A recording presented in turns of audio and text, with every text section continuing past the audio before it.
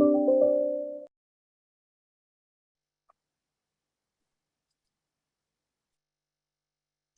right, looks like it's 3 o'clock.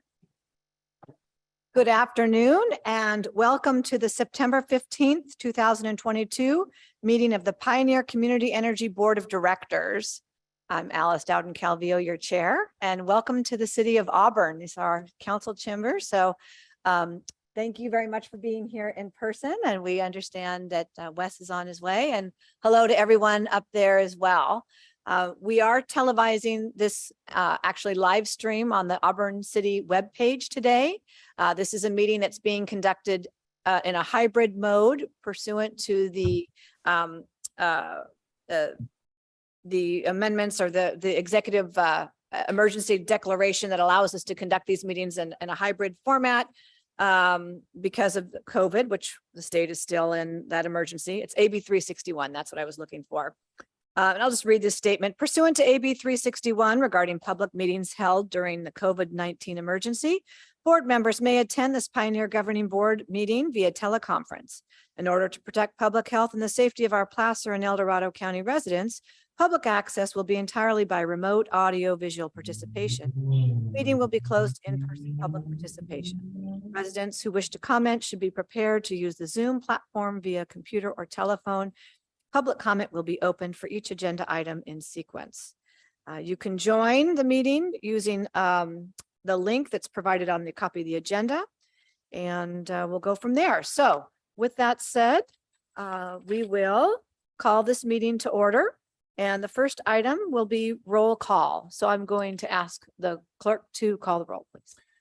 Yes, Chair Dowden Calvillo. Present. Vice Chair Duncan. Here. Director Jones. Here. Director Carliskent. Here. Director Janda. Present. Director Haidal. Here. Director Thomas. I'm here.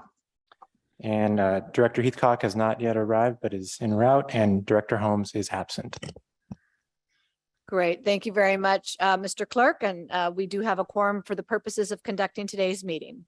The next item on the agenda is agenda review. This is are there any changes to the agenda as proposed from my colleagues? Hearing none. Anything from the public? Seeing none, without objection, we will consider the agenda approved. And that shall be the order. Hearing no objection.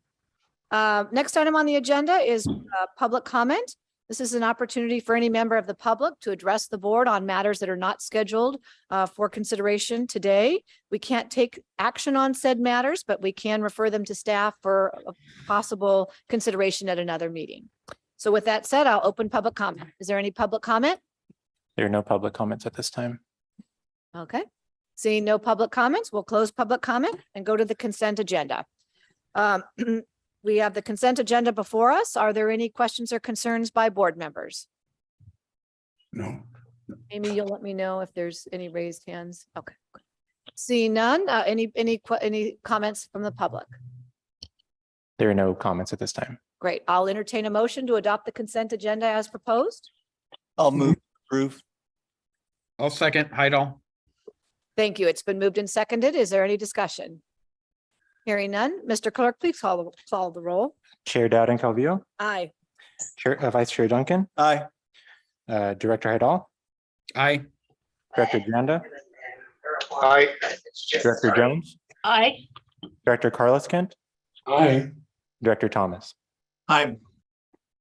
Chair Dowden Calvillo, you do have one person identified only by a phone number who's raised their hand. Oh, okay. Would you allow them to speak? Yes, we'll allow them to speak. With the caller that raised their hand, go ahead and speak. Hello, it's Jim Holmes. I couldn't get on the Zoom link. Gotcha, Jim. Okay. All right. Hi, Jim. Would you like to be added to that past vote? Yes. All right. So will the Yeah. clerk please add Mr. Holmes as an aye vote on the consent agenda? All right. Welcome, Mr. Holmes. Oh, thank you. Glad to have you here. All right. Next item on the agenda is under regular agenda. We have the impact assessment study results for the expansion into unincorporated Nevada County and the city of Grass Valley. So very excited to have this. Mr. Eckert, will you please move forward with your presentation? Great, thank you, Madam Chair. So the first, we've been talking with Nevada County, Nevada City, and Grass Valley about joining Pioneer in 2024. The first step in that process is to do an impact assessment study to see if it financially makes sense. And so to present the results of that study this afternoon will be folks from Pacific Energy Advisors who have been involved in many of these studies in the past, including the one that we did with El Dorado a few years back. So with that, I'm going to defer to Alden or John or Kirby to go walk us through the presentation. So thank you. Good afternoon, everyone. Let's see, we can jump right into this here, into the next slide, please, and just hit the ground running.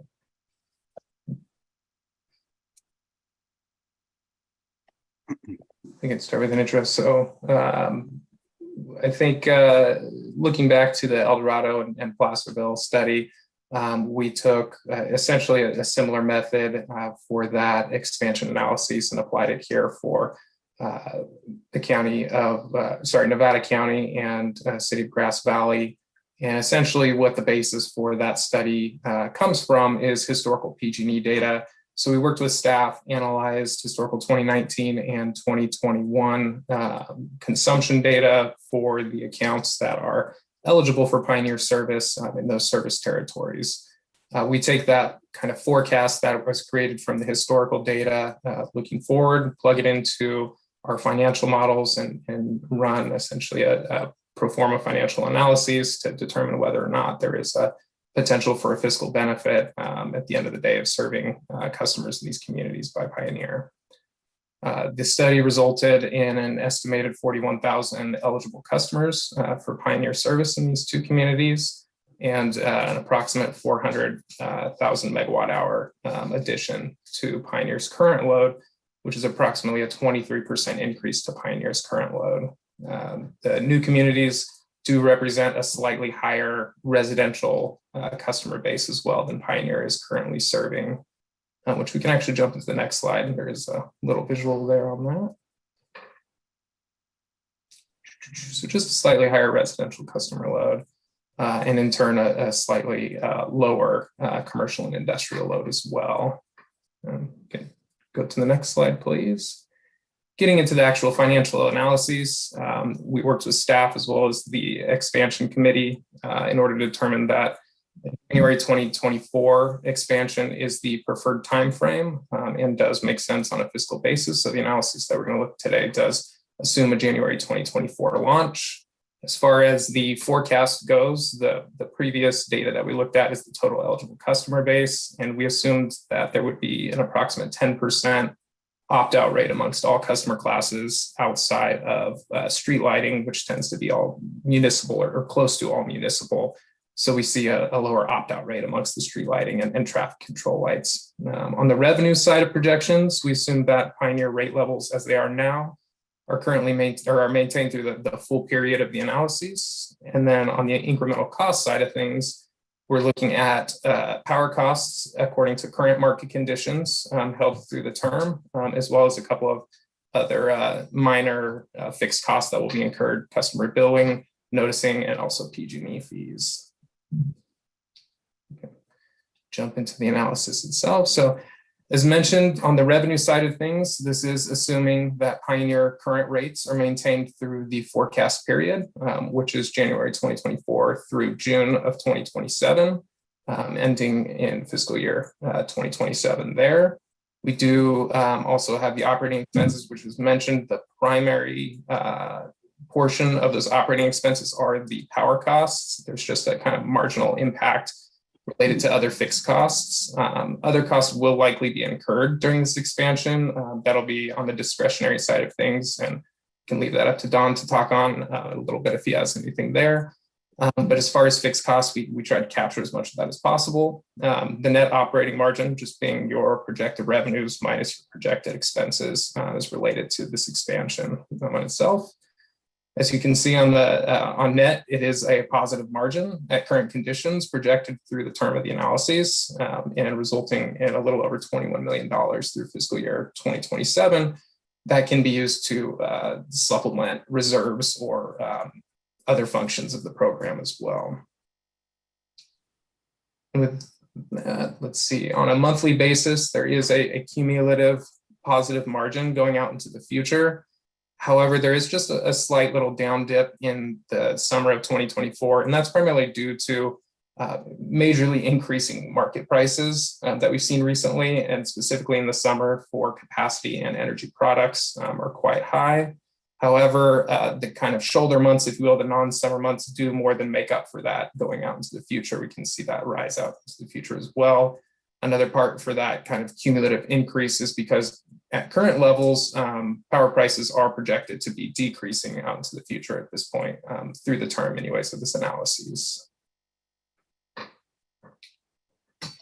And you may recall, for some of those that were part of the analyses for the El Dorado County and Placerville expansion as well, we ran some sensitivity impacts or sensitivity studies on the financial study itself. The one that we thought was prudent to look at this time was the potential for, or the most important one that we thought to look at was a cost or a shift in the power prices, which we did see last year with the expansion in El Dorado. And so we looked at what could happen if there was a 30% plus or minus shift in market conditions from now until that load starts being served. As you can see, there is still, room for market shifts since there are positive margins at the end of the day. However, if there was sort of a massive, end all shift where prices did increase by 30%, that would result in the need for a rate adjustment in order to recover your costs. However, since we are pretty high as pricing goes, we hope that there's actually a decrease that comes out into the future, especially with certain legislation that's come out recently related to Diablo Canyon and other generation that should be coming online in the future. And so, hopefully that means a little more supply, which would drive down prices. And it only means that your margins increase at the end of the day if prices did come off. This is the most prudent sensitivity, we thought, as this is the biggest portion of your fixed costs. And so any kind of shift in power market prices is really going to be the biggest driver for your operating margin at the end of the day. On the revenue side, again, the kind of only risk on the revenue side would be that Pioneer decided to adjust rates in one way, and whichever way that was, it would ultimately result in a plus or minus to your revenue side. And then on the opt-out side of customers, if we did for some reason see a massive opt-out of customers, current conditions do show positive margins. So any kind of increase in load at this point in time, we are projecting would be positive to Pioneer's bottom line. And so that is kind of our quick and dirty assumption on the analysis that we ran. I would like to know if there's any questions today, since I did go through that pretty quickly. Happy to dig into anything a little bit deeper at this point in time. Thank you so very much for the presentation. Dan and I had the advantage of hearing this presentation yesterday, and it's very exciting. I'd like to open this up. Are there any questions from board members at this time before we proceed? Yes, looks like Mr. Thomas. So is there, in your analysis, was there a consideration for a price differential for them? And what was that consideration as when El Dorado County and City of Placerville came on, there was a price differential due to the investment that was previously made in Pioneer? And do you mind find that the price differential piece, are you saying on the actual cost of operations or on the revenue side? On the revenue side. On the revenue side. So Pioneer does offer one set of rates to all customers currently at this time. Any kind of, I guess, differential to what the customers are paying would be on the PG&E side of the bill. So the PCIA, I think, is maybe where you're getting at, and the different levels of where PCIA may be set. So PCI is set on a vintage basis based on the year that customers depart PG&E service. So all the customers that prospectively would be coming online through this expansion would be assessed a 2020 vintage. sorry, the 2023 vintage, assuming they came on before July of 2024. So they'd be on a 2023 vintage PCIA, which isn't designed yet and isn't publicly available. So basically the amount of data that we have to go on to see what that differential could be is to use the most recent vintage of the PCIA, which is the 2022 vintage, which is where El Dorado County and Placerville are currently assigned to. So that would be, if you were to ask what the difference would be, it would be similar to Dorado and Placerville at this time. All right, thank you. Any other questions from board members at this time? Hearing none, I'll go back to staff. Don, do you have anything that you want to add? This is just an informational item, so. Yes. Kind of leads to our next item, which is on the agenda, which is where do we go with this information? Okay, great. And Yeah, so we'll go ahead and transition. So thank you so much for the presentation. Really appreciate receiving this data. Again, this is very exciting. And it does lead us right into our next agenda item, which is which is the request, of course, is to adopt a resolution authorizing the preparation of an amendment to the implementation plan and statement of intent and to the joint exercise of powers agreement, allowing the expansion and into unincorporated Nevada County, the cities of Grass Valley and Nevada City. And Don, take it away. Great. Very exciting. Thank you, Madam Chair. So we have a quick presentation to go through the next steps, and the next few months will be very busy.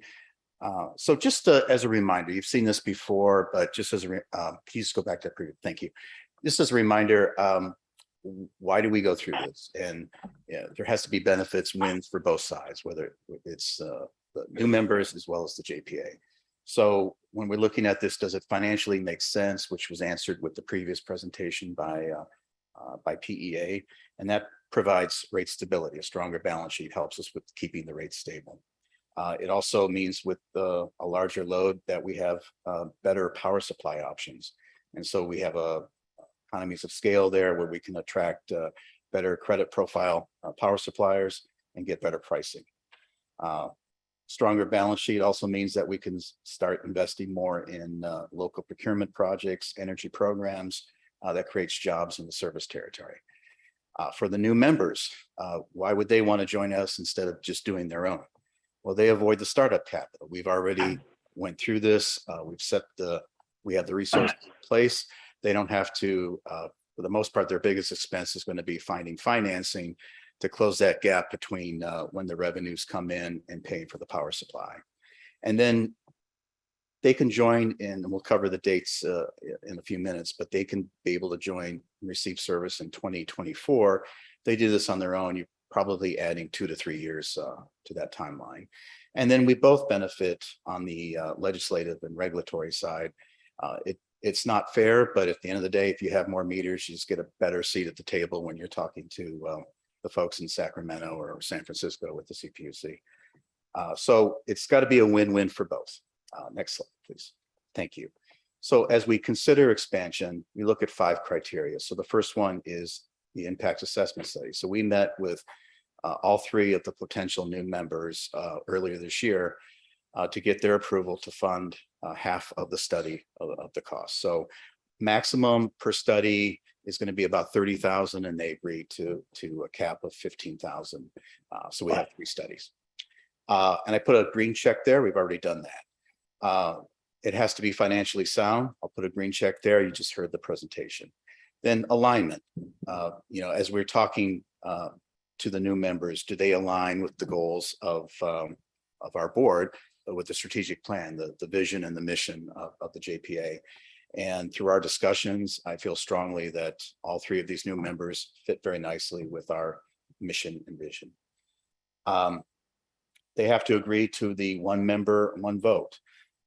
So no matter what their load is going to be in joining us, they get 1 vote at the table. And, put a check mark there. They've all agreed to that. And then our new members reserves policy that we put in place about a year or so ago. They have to agree that when they come on board, if the current rates is not matching their cost of service, they would get a different rate.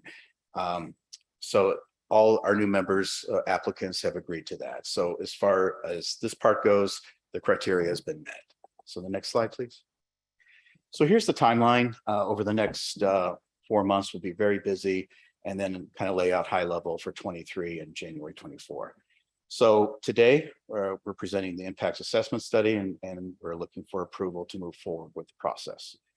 Then in October and November, part of bringing a new member to join the JPA is we also have to reach out to all our current member agencies and have them approve it at their city council or board supervisor meetings. And so we'll be right after this meeting, more into this next week, we'll be reaching out to your board and city clerks and your city managers to get on the calendar for October. And we'll be looking to have this as a consent item on your calendars. And we'll have somebody from staff there in case it's pulled from consent and there's questions at whatever meetings that we end up getting on the calendar for. But we want to close this process up as close as we can to before Thanksgiving. So October, November, we have 8 member agencies that we have to reach. Also, in parallel, we'll be looking at our board to bring this to the board in October within a final vote and the 30-day with a 30-day window between the October and November board meetings to bring a final vote then with our board in November. And that would be to amend the JPA as well as our implementation plan, which eventually gets filed with the CPUC. I'm going to shoot for November here with the idea that if there's a hiccup in the schedule, that at least gives us till December, because if we miss December, then this all gets moved out to 2025. And the other reason I'd like to bring this for a vote in November is our vice chair terms out before our December meeting. And so I want to have that vote while our current board's intact, and you can be part of that, Vice Chair. And then between October and December, our new members also have to pass a resolution and a first and second readings. And so staff will be at those council meetings as well to present this and walk them through the process. I put December because Nevada County does not have any meetings in November, so there may be a chance that gets moved into December for the second reading. But that's going to be also where staff's resources are going to be. And then in December, once we close all the needed approvals, we'll file the implementation plan with the California Public Utilities Commission. There's about a 90-day wait. And we saw with El Dorado, they responded before 90 days, but maximum is 90 days before we receive that decision. Once we receive the decision, assuming it's in March of 23, in April, or as soon as we get the decision, we'll meet with the new members one more time to make sure everything is good to go. And then really that begins the process to start procuring power supply and resource adequacy for our new members for 2024. In May through December, we're doing the power supply requirements, as well as Mark and his team will be very involved in public outreach and an educational campaign. So many informational meetings next year on this. And we look forward to bringing service to 2024. And as far as timing of 3 new members joining our board, we can discuss this with the board at another time, but technically they would be available to join our board as soon as the CPUC gives approval. So we're looking forward to a board of 12 very soon. Anyway, so next slide, please. So yeah, so to repeat what Madam Chair pointed out for the action item, we're looking for a resolution to make an amendment to implementation plan as well as the JPA. And also just to bring comfort to the decision, this is a resolution that's not binding Pioneer nor the new members to expansion, but it gives me the authority to move forward in this process. And it also sends a very clear message to our new members that this board is excited to have them. We're serious and let's get going. So with that, I'll yield back to the chair for discussion and decision. Thank you. Thank you very much. Appreciate the presentation. And, you know, I, for one, I'm sure I speak on behalf of my colleagues that this is incredibly exciting for us. We're always looking to expand. And I'm just so excited to be able to hopefully welcome our our city of Grass Valley, Nevada City, and the unincorporated portions of Nevada County to the table. Again, the benefits are substantial for us. We have that rate stability. It helps us to keep our rates low for all of our customers. It gives us more opportunity for power purchases. We have more leverage to negotiate good prices, and then also the job creation as well. In addition to having a bigger seat or maybe a stronger seat at the table with our legislative and regulatory partners. So really excited about this. I'd like to open it up for discussion and questions among my colleagues. Any questions or comments? Hearing none, I'll go ahead and open it up for public comment. There are no comments at this time. Okay. Well, then I'll bring this back. Madam Chair, I'll move the item. Supervisor Heidel. All right, we have a, Supervisor Holmes seconds. all right, a motion and a second. And just to clarify for the purposes of the record, that would be to adopt the resolution authorizing staff to prepare an addendum number 2 to the Pioneer Community Energies Implementation Plan and Statement of Intent to and amendment number 5 to the joint exercise of powers agreement to allow the additions of 3 new members, unincorporated Nevada County and the cities of Grass Valley and Nevada City. Any further discussion on the motion? Hearing none, Mr. Clerk, please call the roll. Chair Dowden Calvillo. Aye. Vice Chair Duncan. Aye. Director Heathcock. Aye. Director Hydall. Aye. Director Janda. Aye. Director Jones. Aye. Director Carliskent. Director Carliskent. Aye. Director Thomas. Aye. Director Holmes. Aye. Thank you very much, Mr. Clerk. Let the record show that the motion has been adopted unanimously, and we look forward to moving along and having new members. And again, just as a reminder to my colleagues, Dawn is asking us to adopt on consent the proposed amendments to the JPA. So if you could talk to your clerks to ensure that you can have the consent item on your agenda in October. And then we as a board will consider the amendments in November. So it's really important to ensure that we can keep on track, because otherwise it means a whole 12-month delay, correct? So again, let's all work together and make sure we can get those amendments adopted in October. Thank you for your support. Yes, absolutely. Thank you. Next item on the agenda, Finance Administration. We have a report on the draft fiscal year 2021-22 year-end financial reports.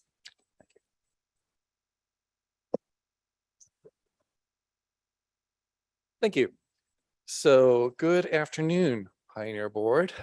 Good to see some of you in person here. Next slide, please. So we have 3 main highlights of what happened in 21-22 financially.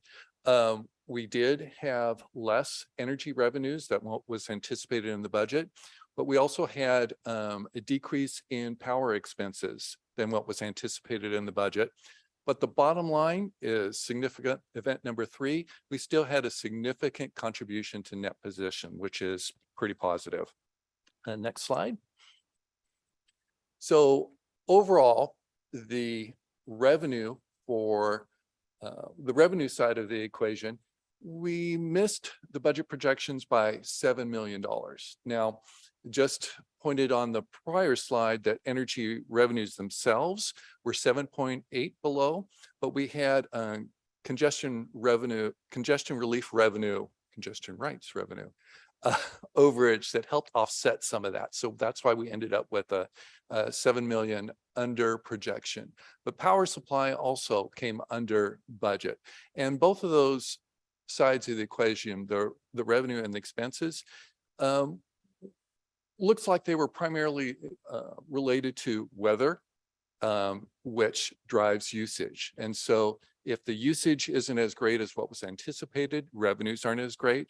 And because of our hedging policy, if there is less need for power that was unhedged, then that's less expenses going out. So both of those resulted in a contribution margin of $20 million, which then funds the rest of the operations to run the business. And that includes taking care of debt service and operating costs. And there was about a 15% budget savings on that side of the equation, which leaves us with about a $12.5 million contribution to net position. Next slide, please. So a lot of times we look at net position, especially in Pioneer that doesn't have some of the large assets or the infrastructure that you might find in a city where you're including all your streets and drainage systems and having depreciation.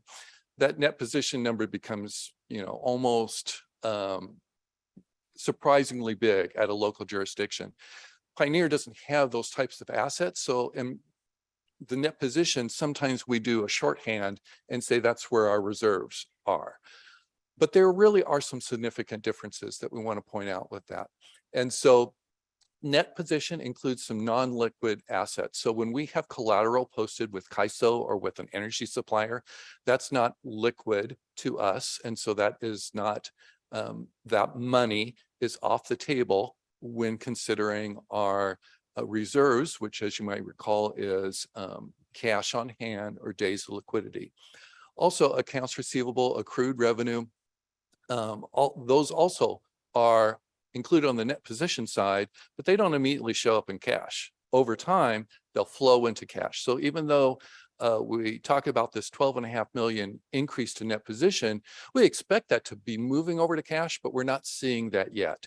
And so cash reserves, we ended the year at 27.5 million, which is really flat compared to what it was in the prior year, 2021. So we didn't see much change happen on the cash side, but we do expect that to be morphing into a bigger number over the next few months. And so where that leaves us is at 87 days of liquidity at the June 30th, 2022. And just as a reminder, you'll hear me say this frequently, the minimum target of the reserve policy that the board adopted is 160 days. Also, the reserve policy, when adopted, said we were going to reach that over time in a 3 to 5 year timeline. So, so we're still on track, even though we're only at 87 days. So net position. This helps us understand what's been going on. And so you can see between fiscal year 20 and 21, there was a slight change in net position, but not significantly. But where we do see the big jump is when we close fiscal year 22. And that's where we're going to be expecting that cash to be showing up over the next few months and ending up into our reserve calculation. Next slide, please. So looking at reserves, we ended the year at 87 days of cash liquidity on hand. We're projecting now that will be at 126 days at the end of June 2023. And then we're expecting to exceed the 160-day minimum during fiscal year 24, or at least ending up in that position. And so that meets with the adopted timeline of over a 3-year period. So we're being consistent with what the board adopted reserve policy. And next slide. So one of the good things that happened for Pioneer during the course of the year, which was not included in the budget, was the state adopted a CAP program, or the California Arrearage Payment Program, with their budget, which came into play after our budget was adopted. And so what that program was established to do was reduce or eliminate certain delinquencies of customer debt that accrued during the COVID pandemic. And Pioneer residential customers received 1.4 million in financial relief from the CAP. And that was for debt specifically between the periods of March 2020 to June 2021. Then the state surprised us by including, once again, CAP 2.0. And so in the budget that the state is operating under now, there's been an extension to the CAP program, and it's opened that COVID pandemic period all the way to December 2021. So there's an opportunity for our customers that suffered through those delinquencies to receive some more relief. At this point in time, we don't know how much, what that qualifying amount is. for our customers. PG&E is actually still crunching the numbers, and we're expecting to receive that by the end of next week. But hopefully we'll know then how much relief will be provided to our customers. Next slide, please, Eric. So looking forward, as the board well knows, the energy market is volatile. Unexpected weather events have a significant impact to Pioneer and are a significant risk. And then the next bullet there about the extreme heat waves. The heat wave we experienced September 1 through September 15th, just very briefly looking at the initial numbers, that is going to cost Pioneer $5.6 million more than what we anticipated. So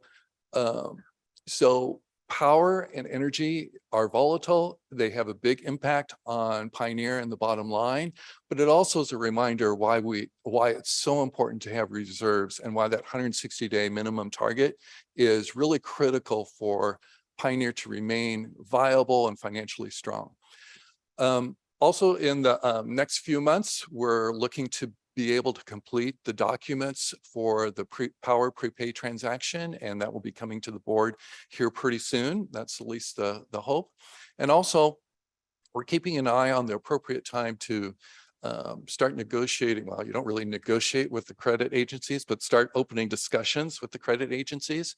And really, we'll be looking at where we are in our days of liquidity, because that will really be telling us, well, now would be a good time to start those discussions. So hopefully that will be in this next fiscal year, but it might slide into the following fiscal year, just depending on where we are. So, but we're hopeful. Pioneer, we're continuing to seek opportunities to support our customers, including the CAP 2.0 program that the state has initiated. And good news, the reserves, days of liquidity, are continuing to move towards the target of 160 days. And that's always gratifying when we are adhering to the board adopted policy. And so with that, I want to thank you and ready to answer any questions you might have. Great. Thank you very much for your presentation. I really appreciate it. All right, I'm going to open this up for any questions from board members. Yes. Madam Chair, Brad, on there, your revenue projections over the next few years, is that with the current JPA members, or is that the expansion included in that as well too? That does not include the expansion. So you might recall the earlier presentation that the expansion increases Pioneer's load by 23%. And so, I would expect a building up reserves from that. But also it means our 160 days is also moving, because that 160 days is based on the denominator is our expenditures for the year. And so our expenditures will grow as we expand. And so therefore our target in our reserves will grow, even though the 160 days is still the target. The dollar amount that 160 days represents will change and grow. Perfect. Thank you. Great question. Thank you for asking that. Any other questions? Yes, Director Janda. Thank you. Brad, you indicated the recent power or heat wave cost Pioneer roughly $5 million. I was under the impression that a lot of our power purchase agreements are somewhat stabilized to help minimize fluctuations kind of short term. Can you give a little more detail about how those affect our rates and why there's still some fluctuation? Yes. So short term? So Pioneer has power purchase agreements and power suppliers that we already have contracts for a set amount of energy, and that is based on the adopted risk policy, energy risk management policy. That hedging is based on a pro forma that looks at averages and looks at historic and tries to capture the best forecast of what Pioneer's energy needs would be. But it's doesn't know when a heat event like what we experienced in September is going to occur. It kind of comes into those averages. So what ended up happening during that time period is we still had our existing power contracts. We still received our power, but we needed more than that. And so since we needed more from that, that comes from the open market. And so there's a cost related to that. Now, that 5.6 million, won't end up being 5.6 million at the end of the day, because also our customers are going to be paying revenue because they use more energy. And so there's going to be a larger revenue generation also. But the rates for our customers are set. When we're on the open market for our power through CAISO, it was peaking, $1,000 at some point. So, it ranges throughout the day, from 80 to 150, 200, reaching up to 2,000 at some of those points. So when Pioneer is subject to that volatile cost, that impacts what we end up paying. And I could just add to that, Director Janda, is we went into the month thinking that we were 100% hedged, and we probably are around 75% hedged with the tremendous demand. But just to also add that, most utilities are going to handle fuel and purchase power through a balancing account. And so as it was expensive for us, it's going to be expensive for Roseville Electric and everyone else that purchased. They then need to balance that out, and they'll probably need to adjust rates to make up for that deficit. Because this board took action with rates back in March, we don't treat it as a balancing account. We treat it as an operating expense, and this event will not cause us to raise rates. Just want to add that. Thank you. Okay, great. No, thank you both for the additional explanation. So essentially, we have a predicted load, but as that load increases due to these extreme demands, we need to go back out on the open market to cover those short-term demands. Great. Thank you very much. That's all I have. Exactly. And I think, again, the important message here too is that our ratepayers are not paying, they'll pay for the increased power usage, but not for that increased cost because we negotiated those rates. Yes, Director Carlskin? Just a follow-up on that. You mentioned 5 million as the impact those days. Is that net or is that just additional cost? Right now, that's additional cost, but the way it works through CAISO, that's the initial day ahead prices, and it will change numerous times before it's finalized. In fact, sometimes because it's based on actual meters, and there's a lot of estimations that are happening at that point in time, and so the actual true cost won't be really known for months. And sometimes there's balancing accounts that even go looking back 3 years. So there's a lot of movement. So that 5.6, I threw that out there maybe to scare you, but to emphasize that the heating event really does have an impact to Pioneer, but it is gross. That won't be the final number and doesn't take into account what revenues might come to offset that from our ratepayers.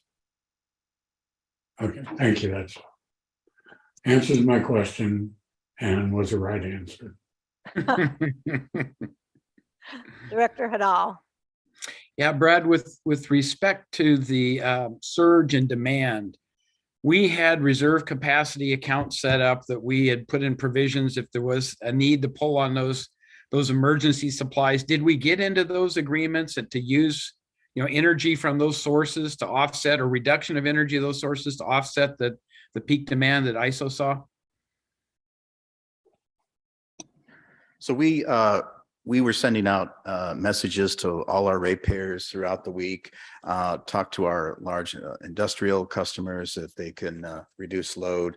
As far as our actual power suppliers purchase power from, they were more working with CAISO on that issue to be able to ramp up as much as possible. I know, like, for instance, the folks at Northern California Power Agency had the machines going full blast as much as they could. And, thankfully, and I want to thank all our ratepayers for listening to our message, as well as every other load serving entity around the state, as we did not end up with rolling blackouts during that time period.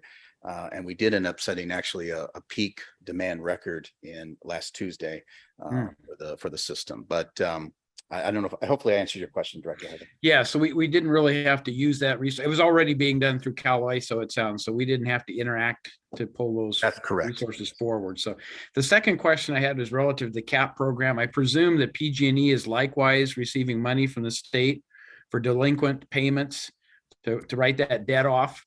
And my question is, with the trend being that as more people get displaced post-COVID because they're not able to pay the rents, they're not able to pay the utility bills, will PG&E kind of be on the leading edge of that when the CAP funds are no longer available to do something about delinquencies? I mean, how do we protect ourselves from the people who just continue to not pay their electric bills?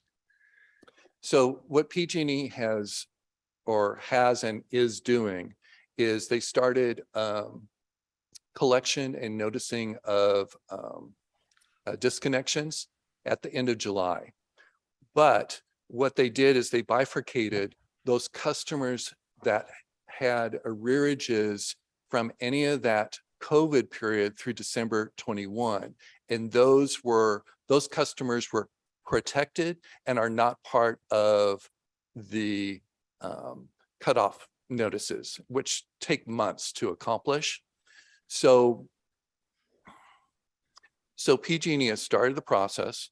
As far as the CAP funds, as you know, Pioneer supplies the energy component where PG&E has the lines and poles. And so, so in the application process that where all these numbers are being crunched and going to the California Community Service Department, who then is managing the CAP funds, is the funds are allocated based on the need, the amount of customers. It's prorated statewide. And then for the allocation that is shared between PG&E and the different CCAs, it's allocated proportionally so that PG&E isn't getting more or less prorationally than the CCAs. So a customer that's receiving a CAP benefit for their energy usage from Pioneer would also be receiving a CAP benefit for their lines and poles costs from PG&E. Okay, gotcha. But PG&E is on the front of trying to shut power off or shut the supply off if there is an issue with lack of payment as we move out of the COVID phase and hopefully something back to something more normal. So, well, for all those customers that have received CAP or will be receiving CAP funds, there's actually the statute says that there's a 90-day freeze on any collection actions. And the first thing that they have to do is offer some type of payment plan. And if a customer's in a payment plan, they've avoided that cutoff risk. Got it. But we would benefit from the payment plan, whatever PG&E negotiates, it sounds like, over a period of time, right? So we might have a loss of immediate revenues, hopefully to be recovered over a longer period. Yes. Okay, great. Thank you. Thank you. Are there any further questions or comments on this item from board members? All right, anything from the public? No comments at this time.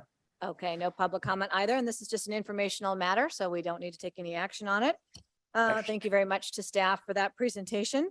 The next item on the agenda is under general administration. We have board member communications. I would like to let folks know that the expansion committee met yesterday. We received a presentation from Pacific Energy Advisors on the results of the impact assessment study that we heard today, as well as reviewed the process to bring new members on board in 2024. So I wanted to report that item out. And I also just wanted to take a moment here, if I might, to let my members know, my colleagues, that I am working with PCWA on an initiative to support forest health. And as it relates to, fire protection, which obviously is on all of our minds right now with the mosquito fire, but also in terms of water storage and as it pertains to Pioneer, hydroelectric power generation. And the fact that today these wildfires are really out of control, they're burning at temperatures much, much hotter than they did in the past. The fires are basically burning all the organic matter that's in the soil. And that soil then, which really is dirt, when the rain begins, we all know what happens. It washes into our watershed, into our rivers. It begins to take up room in our water storage facilities. And it also clogs up the screens in the hydroelectric plants. And so we really need to take an aggressive approach, specifically with the United States Forest Service, because they own so much of the property that is burning at such high degrees in today's climate. And to get them to do something more aggressive. Really, they have not done very much as it pertains to forest health. And they're not only not preventing forest fires, but they're not doing very much on the recovery side, the cleanup side. When that soil burns so hot, the seeds are burnt, trees don't grow. They don't grow in just dirt. And so what you get is the chaparral, the brush, the tinder that then ignites, and you have several more wildfires. And it actually, in learning from a hydrologist, that it takes sometimes several cycles of fire in an area before trees will actually grow again if they're not planted.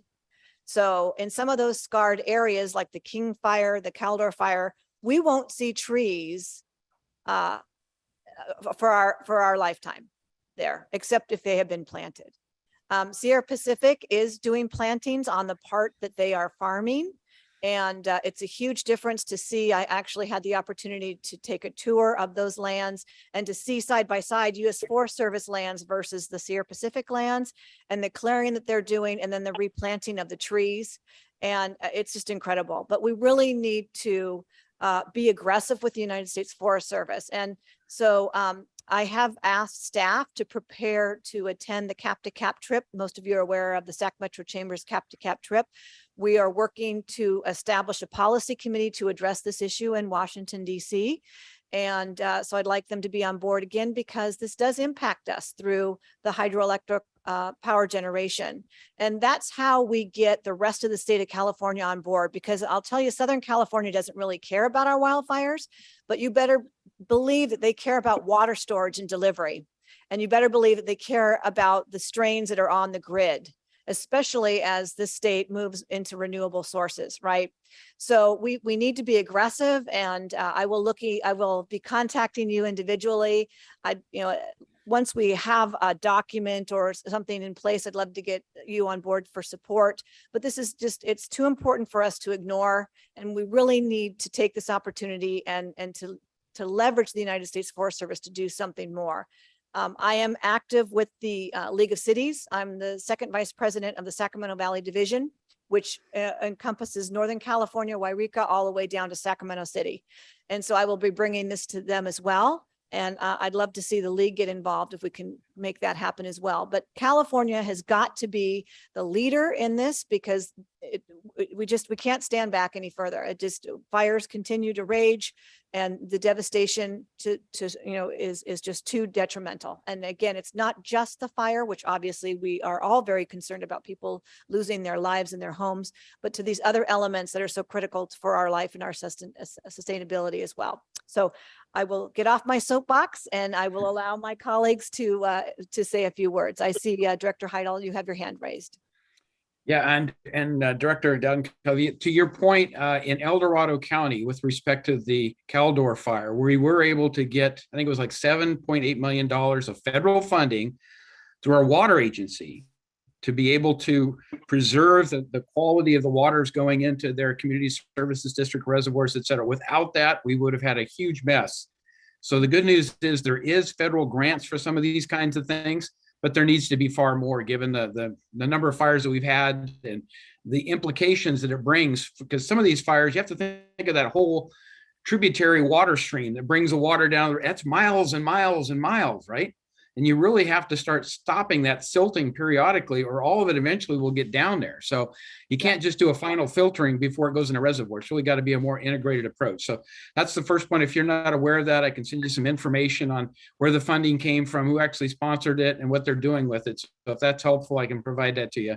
Yeah, that would be great. And I look forward to partnering with El Dorado County. I know that Director Thomas, I've spoken with City Councilman Michael Saragosa, who's very supportive on this effort too, that he will be in Washington with me. And, you know, really, again, we need to be proactive. It's great that we're getting money to help on the back end when the destruction's already occurred, but we really need to be proactive. And that's where we need them to step up to the plate and to be aggressive. So, but thank you very much, Director Hudal. I had a second point, and that is that I will not be present in El Dorado County for the next month's meeting. October meeting was scheduled in our facility. I am been nominated for the Cal LAFCO board, so I will be in attendance at the Cal LAFCO annual convention. I will support this meeting, but I have to do it remotely. Okay. So I will not be present, but I just want to make everybody aware of that. We still have the facility available. If we wanted to change that arrangement, we can. Director Thomas, I'm not sure if you're going to be available to kind of be the local host or not, but we can work out all those details. But I didn't want to surprise everybody by my not being there in person, but I will be there via Zoom. Great. Thank you very much, Director Hudal. I appreciate it. Further comments? All right. I don't see any other comments, so we'll go to our executive director. All right. Thank you, Madam Chair. I think we have an update. I have a few comments, but we'll have an update from our general counsel on the Brown Acted legislation that we've been talking about for the last 3 or 4 months. So Inder, do you want to share your screen? And Sure, I'll go ahead and share screen. thank you.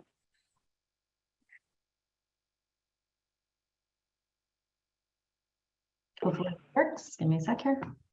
Hopefully you can see my the little outline that I knocked up this afternoon. So late breaking news, AB 1944, which had stalled out, was postponed for a year and is I'm presuming it's dead.